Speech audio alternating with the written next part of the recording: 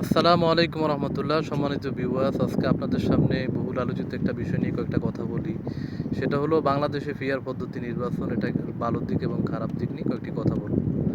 প্রথম কথা হলো, আমার মতে গণতন্ত্র, পশ্চিমা যে গণতন্ত্র, আব্রাহাম লিঙ্কনের এই গণতন্ত্র, এই গণতন্ত্রটা হচ্ছে মারামারি, কাটাকাটি, রাহাজানি, দালালি ইত্যাদি তন্ত্র।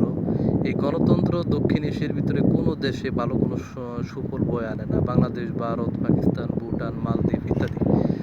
গণতন্ত্রের সুফল পেতে হলে জনগণকে সুনাগরিক হতে হয়, সভ্য হতে হয়, শিক্ষিত হতে হয়, প্রয়োজনীয় অর্থ থাকা লাগে, যেটা ইউরোপে আছে, দক্ষিণ এশিয়াতে নাই, গরিব অঞ্চলগুলোতে নাই। যার কারণে সেখানে গণতন্ত্র কখনই সুফল বয়ে আনে না। আপনি যদি আফ্রিকার দিকে তাকান, আফ্রিকা আর সৌদি আরবের ভিতরে পার্থক্য কী বলতে পারেন তো? এতটুকুই পার্থক্য, সৌদি আরবের মানুষগুলো সুন্দর, আফ্রিকার মানুষগুলো কালো, ব্ল্যাক। কিন্তু খনিজ সম্পদের দিকে তাকালে সৌদি আরব থেকে বেশি খনিজ সম্পদ আফ্রিকাতে, কঙ্গোতে, ট্যাগো, হাইতি, তারপর হচ্ছে ইথিওপিয়া, তারপরে দক্ষিণ সুদান। আফ্রিকার যে দেশগুলো আছে, এই দেশগুলো খনিজ সম্পদে ভরপুর, কিন্তু সেখানে গণতন্ত্রের বলি পরিয়ে পুরো জাতিকে অন্ধ বানিয়ে তারা তাদের এক গ্রুপ অন্য গ্রুপ বিরুদ্ধে যুদ্ধ করতেছে। এদিক দিয়ে ফ্রান্স, ব্রিটেন, কানাডা, তারপর হচ্ছে জার্মান তাদের সমস্ত খনিজ সম্পদগুলো নিয়ে যাচ্ছে। এটা হচ্ছে গণতন্ত্র। গণতন্ত্রের পূর্ব শর্ত হলো জনগণকে সভ্য, নাগরিক এবং সুশিক্ষিত হতে হয়, যেটা আমাদের রাজনৈতিক দলগুলো জনগণকে সভ্য করার জন্য কোনো চেষ্টা করে না। এখন এই গণতন্ত্রের ভিতরে পিয়ার পিয়ার পদ্ধতির নির্বাচনে বাংলাদেশে দাবি করতেছে ইসলামিক দলগুলোর ভিতরে অন্যতম হচ্ছে জামাত ইসলাম, চরমোনাই, এনসিপি, অন্যান্য। দেখুন, গণতন্ত্রের মাধ্যমে আপনি কখনোই পরিপূর্ণভাবে ইসলাম প্রতিষ্ঠা করতে পারবেন না, এটা সম্ভব নয়। যদিও আমরা ওজোরের খাতিরে এটাকে এখন গ্রহণ করে নিয়েছি, ভালো কথা। যারা রাজনীতি করে তাদেরকেও ধন্যবাদ, অবশ্যই দরকার আছে, কারণ আপনি সেকুলারদেরকে একেবারে মাঠ ছেড়ে দিতে পারেন না।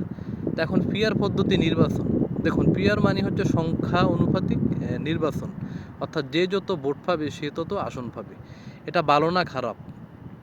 এটার অনেকগুলো ভালো দিক রয়েছে। যেমন এক নাম্বার হচ্ছে কোনো স্বৈরাচার প্রতিষ্ঠিত হবে না, কেউ এককভাবে ক্ষমতায় গিয়ে আর আগের মতো স্বৈরাচার হতে পারবে না। তারপর হচ্ছে প্রত্যেকটা জনগোষ্ঠীর প্রতিনিধি সেখানে কি হবে, প্রতিষ্ঠিত হবে। তারপর হচ্ছে জবাবদিহিতা থাকবে, অনেক অনেক ভালো গুণ, বা অনেক ধরনের সিন্ডিকেট ভেঙে যাবে, দলীয় প্রভাব, কোন্দল অনেক কিছু কমে যাবে, অনেক অনেক ভালো গুণ রয়েছে। কিন্তু যারা ইসলামিক রাজনীতি করে, আপনাকে দেখতে হবে আপনি কী জন্য ইসলামিক রাজনীতি করেন। আপনার মূল উদ্দেশ্য হচ্ছে শরিয়া কায়েম করা, আপনার মূল উদ্দেশ্য হচ্ছে রাষ্ট্র ইসলাম প্রতিষ্ঠা করা এবং সেদিকে নিয়ে যাওয়া।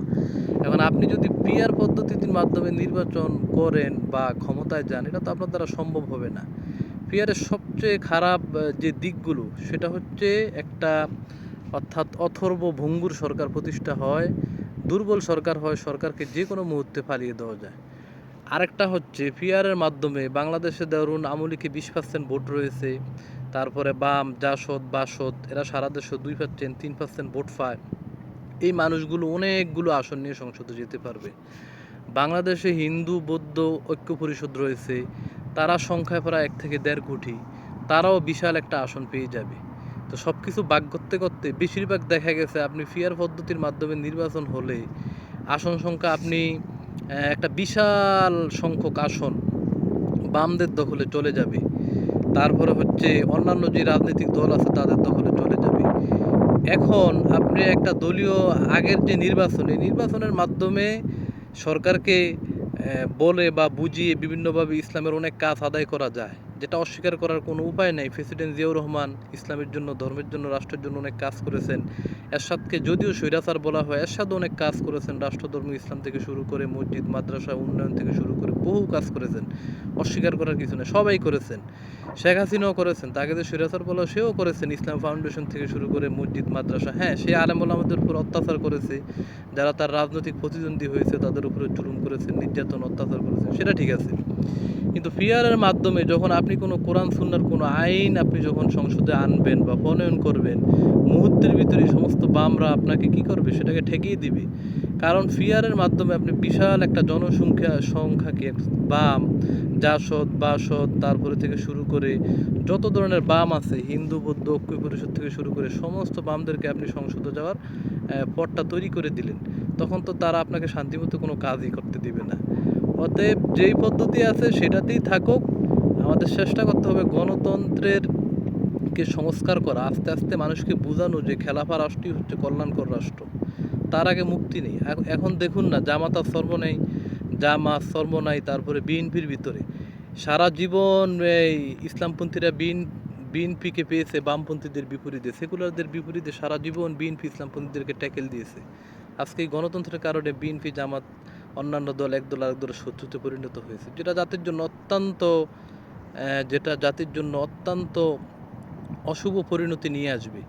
বাংলাদেশে যদি 20% আওয়ামী লীগ হয়, আর বাংলাদেশে 20% আওয়ামী লীগ, তারপর হচ্ছে ধরেন 40% বিএনপি, এখন এই 60% মানুষ এই দলীয় কোন দল এবং ক্ষমতার দ্বন্দ্বের কারণে তারা আমাদের থেকে বিচ্ছিন্ন হয়ে যাচ্ছে। তাহলে আমরা দিনের দাওয়াতটা দিব কার কাছে?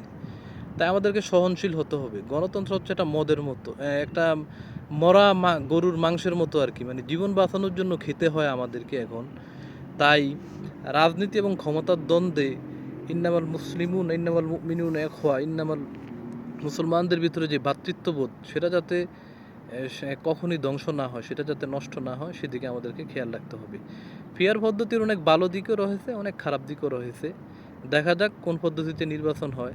তবে আমার মতে এই পদ্ধতি যদি কার্যকর হয়, অনেক ভালো হওয়ার সাথে সাথে, অনেক ভালো কিছু কার্যকর হওয়ার সাথে সাথে অনেক বড় বড় ধরনের কিছু সমস্যার সৃষ্টি হবে। আর ইসলামিক দৃষ্টিকোণ থেকে যদি চিন্তা করি, বা আমাদের ইসলামিক স্বার্থের দিক থেকে যদি চিন্তা করি, এটা মোটেও সামঞ্জস্যপূর্ণ না। আসসালামু আলাইকুম রহমতুল্লাহ।